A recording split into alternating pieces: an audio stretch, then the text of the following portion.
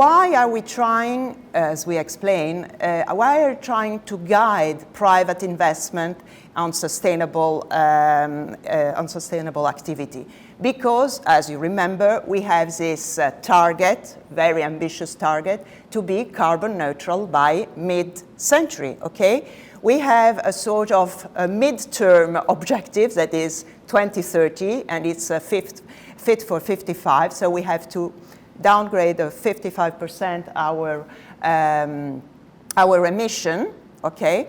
And it's already a very ambitious target. So we have to have help from the private sector, private investment, because only this way we can achieve this objective. The fact is that investment, the market is, we say, climate change cannot be done only by legislator, by regulator. It has to be done by also the financial market. And that's why, because it's a very powerful driver, and that's why we think it's important to have a taxonomy. In fact, we don't have only EU taxonomy, because taxonomy, the consideration on taxonomy comes out from the International Platform for Sustainable Investment, or for Sustainable Investment, and they propose the framework, I mean. But other area, geographic area of the world are thinking about embracing such a taxonomy. Maybe not similar of EU, but there are talks together. So it will be something that slowly it will spread all over the world. Taxonomy, it's not a political decision. It's to regulate business. It's a way to address the growing scale of sustainable capital and also the rising complexity of this financial ecosystem. And as Shoup was pointing out before, it's also important to give the secure investor the trust, the confidence on how low carbon financial assets are managed. I want to have a return on my investment, but I want to be sure that they are invested in low carbon technology. And another thing just to point out that ESG assets are performing, even if this year it has been terrible, but they are performing less terrible than the non-ESG funds. So there is an interest in investing in ESG funds.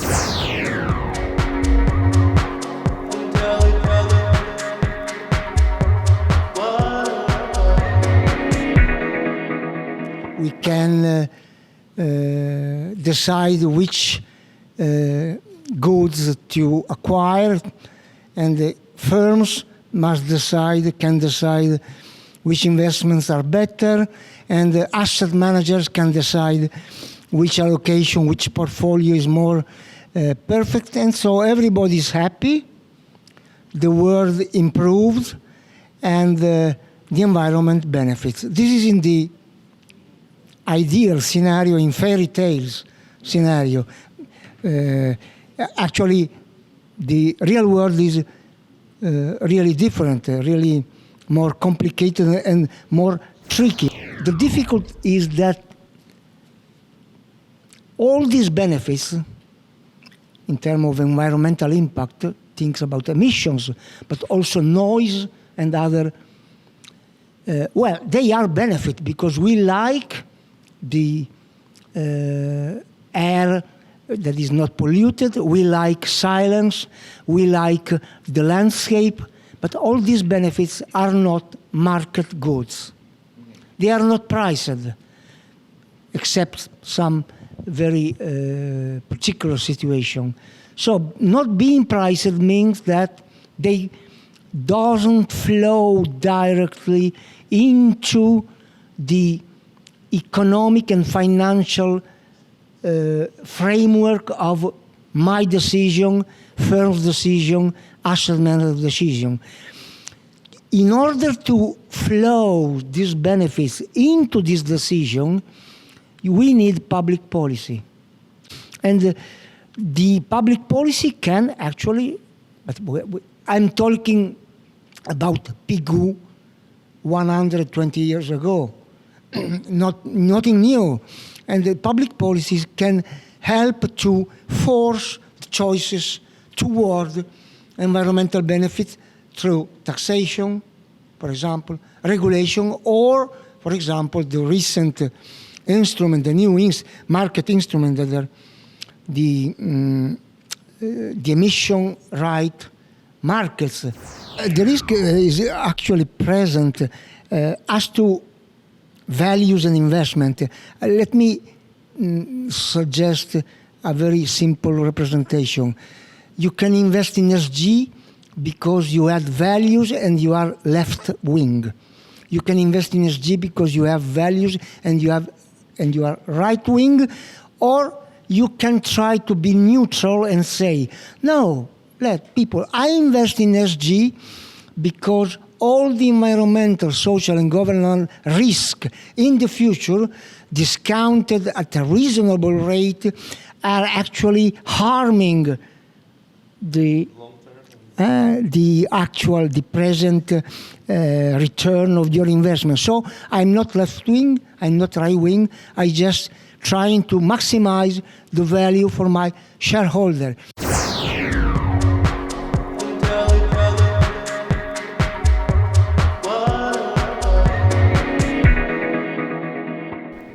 And that's another point I think I would like to make here is that because you see the taxonomy comes into the financial reporting of companies, which means that the people that are now having contact with this topic are the financiers, people that are usually related with the annual accounts, and suddenly they are faced with the need to report topics that, of course, they don't know how to calculate because they are science-based in terms of the criteria. Of course, if economic activities they increase, we have to use more natural resources, and also we have an impact on the environment. And if we have billions and trillions of companies having impacts on the environment, and consuming resources, what we also have is that the planet becomes imbalanced, and one of the examples is climate change. Biodiversity becomes imbalanced, and one of the examples is already the loss of biodiversity. And don't forget that at least 50%, at least it's what the World Economic Forum says, 50% of the world GDP depends on nature. So if we are deploying nature, it means that future GDP will go down as well. So because of this, of course, all of these changes also bring impacts on companies.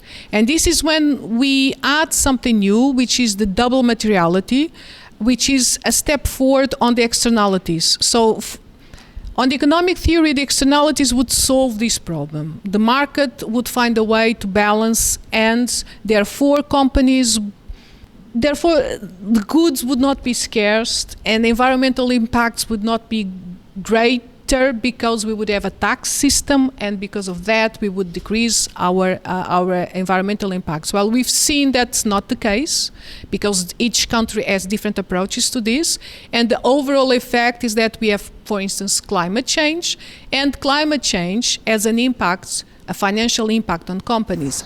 First of all, large companies, they exist all over Europe, and they are faced with these demands, with the regulation, and they need to comply, or at least they need to respond how they are aligned with the taxonomy. So large companies listed in the stock market, they have an additional pressure to have some practices, and they have also obligations on reporting. Most of these large companies around Europe, they have suppliers, and many suppliers are Portuguese companies, like French companies there, but also Portuguese. So one of the drivers is it's the clients, the large companies, that they need to comply with lots of regulation, and that regulation moves throughout their value chain, and they start asking Portuguese SMEs and other SMEs all over the place, what are their practices in terms of sustainability?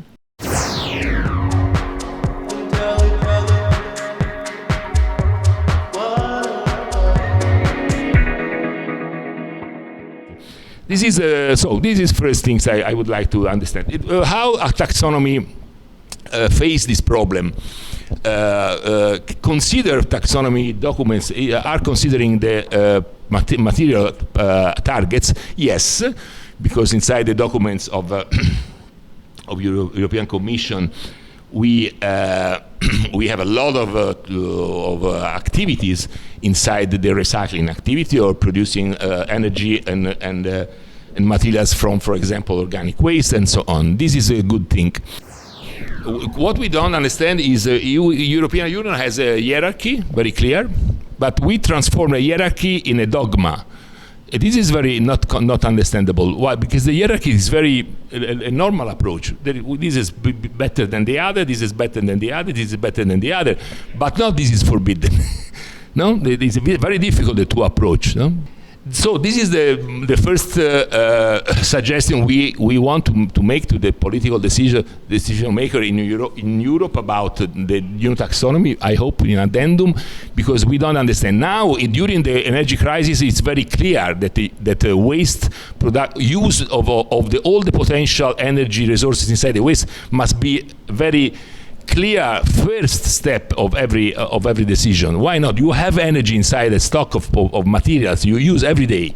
Why do you don't use it? It's really incredible. Last things about connection between taxonomy and regulation. Circular economy and recycling activity are markets.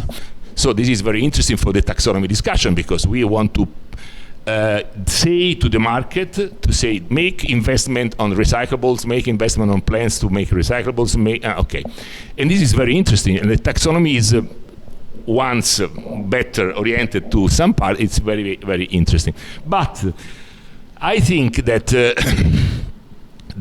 here there is a connection between taxonomy and regulation of these markets, because the recycling market is not regulated as it is the energy market. This is another very interesting, important, and ununderstandable difference. Why? We have a lot of incentives, a lot of frame regulation in energy wherever, and we don't have, and mostly nothing about recycling. Maybe only the good experience of extended producer responsibility, that is a good instrument to support energy material market.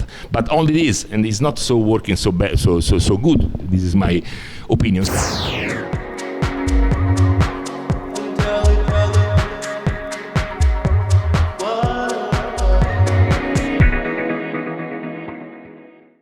Then we go deeper into sort of understanding, what is this? What does it really mean, this taxonomy, and how does it apply to companies? So there are 4 criteria, and all must apply. And this is really interesting, because where I sit, not here specifically, but in general, from where I sit professionally, this is really nothing new under the sun. So we have to have an activity that contributes substantially to one or more of the environmental objectives. And the environmental objectives, are 6 in particular. So one is the climate change mitigation, then is climate change adaptation. Similar but different if you're looking into disaster risk reduction. Sustainable use and protection of water and marine resources, of course, as a key element of life on Earth for us and the rest. Transition to a circular economy, as we have just heard, or half of it, so to speak. Pollution prevention and control, and the protection and restoration of biodiversity and ecosystems. So those are the environmental objectives that the European Union foresees its operations will help to contribute to positively over the next few years, leading on to 2050. And because the European Union is a decision-making body, it doesn't just pertain to what happens in the member states. It also pertains to the funding programming of the European Union everywhere in this planet. So that's why we link what happens in Europe to what happens elsewhere, in Africa, in India, in South America, wherever the European Union has programming operations. And then we're looking at complying to the minimum safeguards based on certain human rights standards. So the link and understanding that whatever happens in the environment has a connection with what happens to the human component. We're looking at people in urban and rural societies in Europe, and as I said before, outside of Europe in developing countries. How does this affect them as well? Because we live in a global economic system, not in a very localized one. So when you go into natural resources, the root cause for me is that, unfortunately, we live in an economic system that is funded on extraction and exploitation. Extraction and exploitation. It struggles to make the move to reuse and recycle everything. From the textile business to the food industry to whatever. It's almost like we think that if we move into that field, we're going to lose money as a business. And maybe you will in the short term because you need a lot of money up front to make the change. But that said, you change in society, and therefore you cannot really predict that she's going to be at a loss all the time. The other part is law and enforcement. Really, if we really look at what has happened over the last 30 years, there's no political will in Western countries or in developing countries for different reasons to become a green society, to really look at what scientists are saying and saying, okay, now we get it, let's go for it. But let's go for it full throttle, because we can't go in first gear anymore. That time lapsed a long time ago. And that's when it becomes a matter of environmental and social justice, the famous ESGs.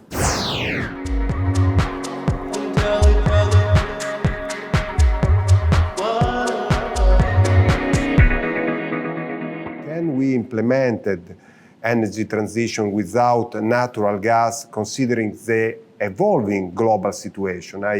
In my contribution, outline this fact. Because it is important to know the situation is very approaches very the change is very fast. I write some points not in order of importance, but I want to outline the climate change, for example, the Ukrainian-Russian war, the evolving economic and social global situation, the US and China geopolitical challenge competition in Taiwan, for example, or the US energy dominance, the strategy of US for the energy dominance in the world, and the future of course, of the European scenario. I think is the technology makes the difference, not the source. In Europe, and especially in Italy, we talk a lot about source, which renewable source, again, but without technology, without the project, the progress of technology, is difficult to find a view to escape from the energy trap where now we are. Without taxonomy, every bank, finance can do everything. The role is important to limit the external. I know very well to explain very well in technical.